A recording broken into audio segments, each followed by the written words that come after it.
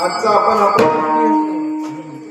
असं घेतलेलं आहोत की आपलं जुनाच असणारं जे अभंग आहे, पण सुरुवातीला जे जगदंबा देवीचं नवरात्र उत्सव चाललेला आहे, ते आपण नवरात्राचा उत्सव, नवरात्र काय करावं, नवरात्र उत्सवाचं सांगितल्यानंतर अभंगाचा मी सारांश सांगणार. आपल्या भारतामध्ये पूर्ण नवरात्र उत्सव व गणेश उत्सव इतका आनंदित साजरा होतो. ते लहान लेकरापासून ते वडीलधारा महिला पुरुष मंडळीपर्यंत आनंदाने उत्सव साजरा करतात. त्या उत्सवाची माहिती प्रत्येकाला असणं गरजेचं आहे. आपण एखाद्या गावाला जायचं आहे, त्या गावाचं नाव काय पण ते माहिती पाहिजे. गाव देगलूर तालुक्यामधलं आहे, देगलूर तालुक्यामधलं कोणा गावाला जायचं आहे, अहो मला गावाला जायचं आहे, एसटी मध्ये बसलेला आहे, कंडक्टरला सांगलेला आहे आम्हाला गावाला जायचं आहे, कंडक्टर तिकीट देईल का? कंडक्टरला सुरुवातीला गावाचं नाव सांगावं लागणार आहे. तसं आपण दुर्गा उत्सव करू लागलेला आहे. आमच्या आई बहिणींना, मातांना नवरात्र उत्सव काय याची पहिले माहिती पाहिजे. कोणतंही काम करा, त्या कामाचं माहिती झाल्यानंतर, ते काम केल्यानंतर, जेवढं ज्ञान प्राप्त झाल्यानंतर ते आपल्याला जेवढा उत्सव आनंदित साजरा करता येतो, तेवढं ज्ञान प्राप्त न होताना उत्सव तेवढा आनंदित साजरा करता येणार. पण पुराणामध्ये, देवी भागवत पुराणामध्ये सांगितलेलं आहे, नवरात्र उत्सवामध्ये ज्या भक्तानं माझं नवरात्र उत्सवाचं कीर्तन ऐकल, कीर्तन करल, माझं पूजन करल, नवरात्री दिवसाचा उपवास करल, त्या भक्तांच्या घरावर मी कशाच प्रकारचं संकट येऊन देणार नाही. आणि त्या भक्तांना आयुष्यामध्ये दुःख न देता पूर्ण सुख देणार आहे. आणि त्या माझ्या भक्ताला जर कोणी विरोध करत असेल तर त्या शत्रूचा नाश, पराजय करून माझ्या भक्ताचा विजय करणार आहे. काढून बघा मला शास्त्रामध्ये, माझा शब्द शास्त्राव्यतिरिक्त एकही राहणार नाही. कारण आपलं युट्यूब चॅनलवर चाललेलं आहे. युट्यूब चॅनलवर शास्त्राव्यतिरिक्त सांगितलं तर प्रत्येक महाराजचे फोन येतात, गावातलं सोडून द्या, पण ऑल इंडिया म्हणून कोणाही महाराज नाही त्या प्रश्नाचं उत्तर करू शकते. तर ह्या युट्यूबवरच्या कीर्तनकार महाराजांना शास्त्राची मर्यादा म्हणून कीर्तन सांगता येणार नाही. कारण त्याला विचारणारे हजारो नाही लाखो लोक आहेत.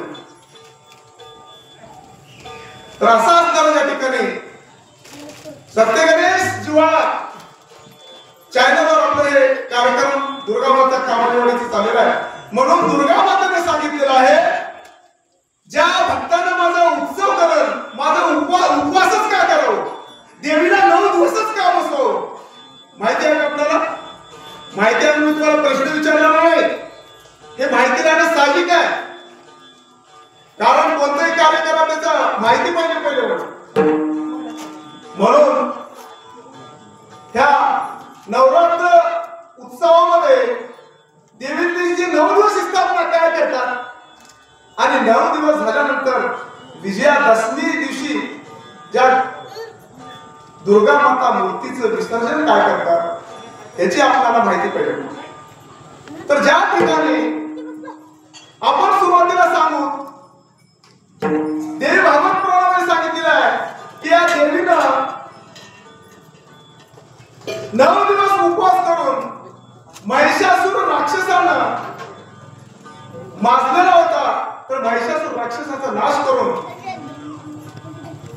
आणि त्या स्वधर्माचं रक्षण करण्यासाठी देवीचा अवतार कसा झालेला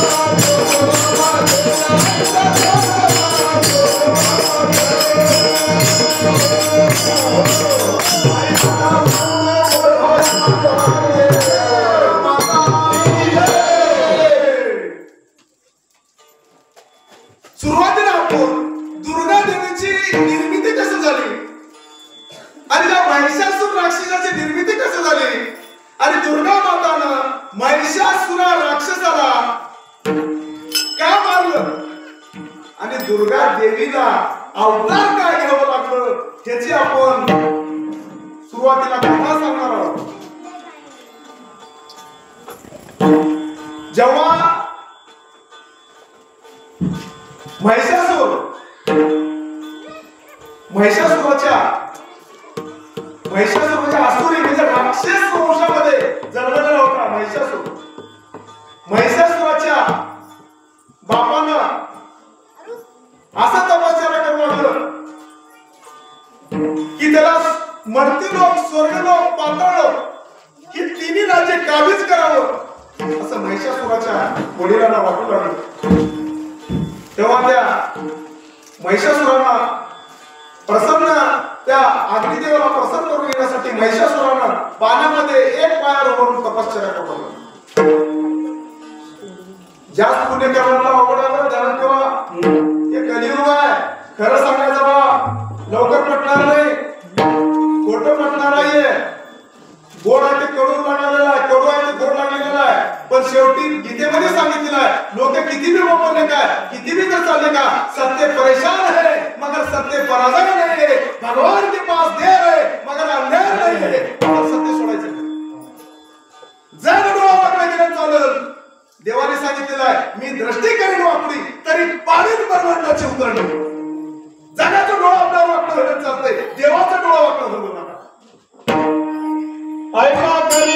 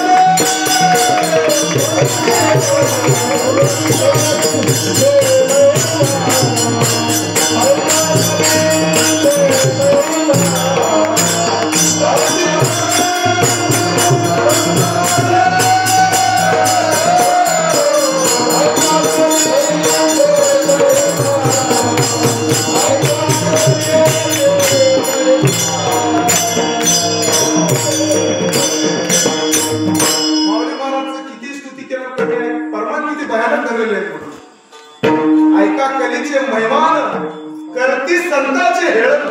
असत्याशी दिसले ना करती हेळण संतांचे. काय प्रमाण धरलेलं, प्रमाण धरून बोललेलं खूप सुंदर आहे. बरोबर आहे म्हणलं. लोक जे खऱ्यासाठी विरोध करतात ते लोकांचा दोष नसून कलियुगाचा दोष आहे. एवढंच आहे सांगितलेलं आहे. म्हणलं संतांचं हे हेळण, संतांचं हे टीका टाईप ज्ञानेश्वर महाराज, तुकाराम महाराज, राम लक्ष्मणाच्या काळापासून करीत आलेलं. जेव्हा ज्ञानेश्वर माऊलीनं आळंदीमध्ये भिक्षा मागण्यासाठी गेले तर ज्ञानेश्वर महाराजच्या झोळीमध्ये माती टाकले लोक, माती वाढले भिक्षा. पण आज त्याच ज्ञानेश्वर महाराजाचे 750 वर्ष झाले तर ज्ञानेश्वर महाराजाच्या नावानं पंढरपूर दिंडी, आषाढी वारी किती अनुदान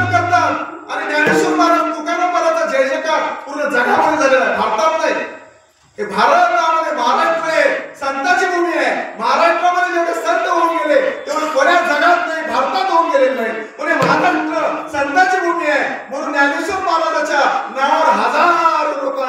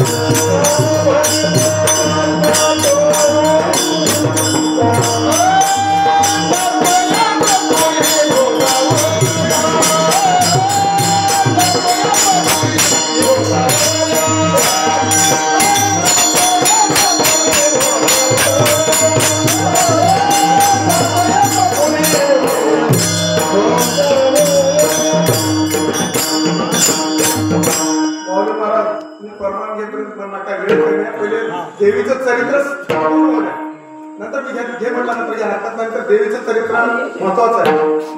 ज्या ठिकाणी आपण सुरुवातीला देवीच्या नवरात्र काय उत्सव करतात प्रत्येकाला माहित आहे का? आपण नवरात्राचा उत्सव करतो, नव्या दिवशी दुर्गा देवीला उत्सव विसर्जन करतो, हे आपल्याला माहिती आहे का? शास्त्रानं सांगितलेलं आहे. माहिती त्याची करून घ्या, माहिती नसलं तरी पूजा करा. पण त्या एवढं नवरात्र दुर्गा उत्सवामध्ये एवढं हजारो रुपये असणारा या ठिकाणी खर्च होऊ लागलेला आहे. तर त्या दुर्गा माते काय आहे आणि दुर्गा माताचा उपवास काय करावं, दुर्गा माता पूजा अर्चा केल्यानंतर आपल्याला काय मिळते त्याची माहिती आपल्याला योग्य आहे. म्हणून त्या ठिकाणी सुरुवातीला दुर्गा मातेची निर्मिती कशी झालेली आहे हे कथेवर लक्ष द्या. हे कथा तुमचं काहीच घेणार नाही. दुर्गा माताची निर्मिती कशी झाली आणि महिषासुराचं निर्मिती होऊन वध कसं झालं. त्या महिषासुरानं ब्रह्मदेवाची तपश्चर्या करू लागली की ब्रह्मदेव प्रसन्न करून घेण्यासाठी हिमालय पर्वतामध्ये महिषासुरानं राक्षस होता महिषासुर. तर त्या हिमालय पर्वतामध्ये 10,000 वर्ष महिषासुरानं ब्रह्मदेवाला प्रसन्न करून घेण्यासाठी तपश्चर्या केलं. 10,000 वर्ष अन्न नाही पाणी नाही. प्रत्येकाला वाटतं अन्न नाही पाणी नाही तर 10,000 वर्षामध्ये माणूस जिवंत कसा राहतो. पण ज्ञानेश्वर महाराजांना सांगितलेलं आहे नामामृत कोणी वैष्णव राधली योगी साधली जीवनकाळ. ज्या नामामध्ये एवढा सामर्थ्य आहे, ज्या देवाचं नाम जर राम राम राम विठ्ठल विठ्ठल असं नामस्मरण घेतलं 10,000 नाही 10,000 कोटी सुद्धा माणूस जिवंत राहू शकतो. एवढं नामाची ताकद आहे, एवढे नामाची सामर्थ्य आहे. पहिले सुरुवातीला मी हे कल्पना काढून टाकतो की माणूस आपल्याला म्हणणार आहे 2 दिवस जर अन्न पाणी नसेल तर मृत्युमुखी पडतो. हे कल्पना येते म्हणून सांगितलेलं आहे. म्हणून ज्ञानेश्वर महाराज म्हटले ज्यानं नाम स्मरण त्याच्या मुखामध्ये आहे त्याला 1000 कोटी वर्ष सुद्धा मरू शकणार.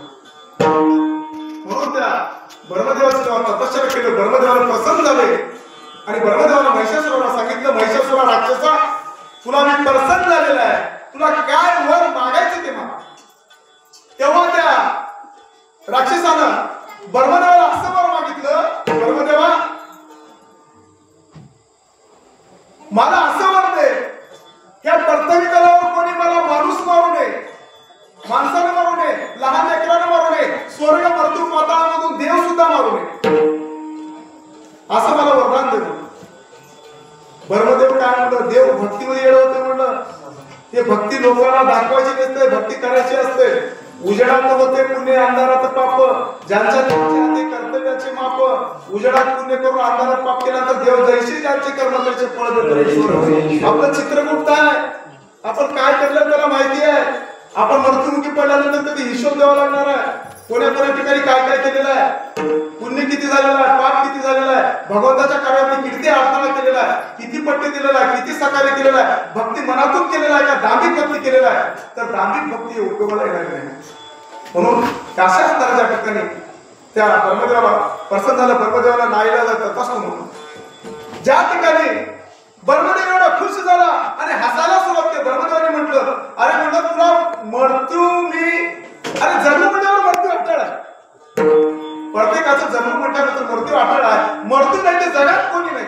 84 लक्ष प्राण्यापासून मानवापर्यंत कोणीच नाही. तर तुला मृत्यू अटळ असताना मृत्यू नाही ते वरदान मला कसं देता येईल. तेव्हा तू विचार करून सांग कशाने तरी तुला मृत्यू यावाच लागणार. तेव्हा महिषासुरानं 1-2 मिनिट विचार केलं आणि सांगितलं की असे ब्रह्मदेवा मला मृत्यू फक्त स्त्रीच्या हातून म्हणजे बाईच्या हातून यावं.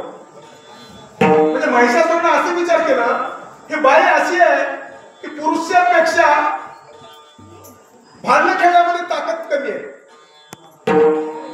माझं जर एखाद्या वेळेस युद्ध झालं तर युद्धामध्ये बाई टिकू शकणार. ह्या उद्देशानं महिषासुरानं ब्रह्मदेवाला वर मागितलं. ब्रह्मदेवाला तथास्तु म्हटले.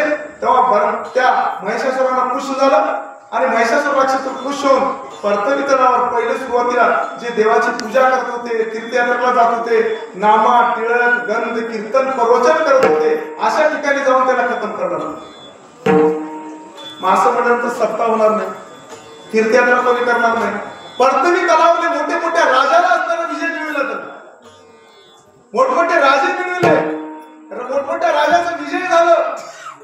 त्या महिषासुराला वाटलं आता पृथ्वी तलावर मृत्यू लोकांमध्ये मला विजय मिळवलेला आहे, स्वर्ग लोकांमध्ये इंद्रदेवाची खुर्ची मिळवा म्हणतात. इंद्राचं स्वर्गाचं देव मीच व्हावा म्हणतात. तेव्हा त्या ठिकाणी महिषासुरानं स्वर्गामध्ये गेलं. स्वर्गामध्ये जाऊन जेव्हा देवाच्या मागे वाटे करायला सुरुवात केलं, ब्रह्म विष्णू महेश इंद्र चंद्र त्या महिषासुराला बघून धनांना पळून चालले. कारण नाही ब्रह्मदेवाला वर दिलेलं होतं. देव सगळं लपून बसले. देवाची भक्ती कर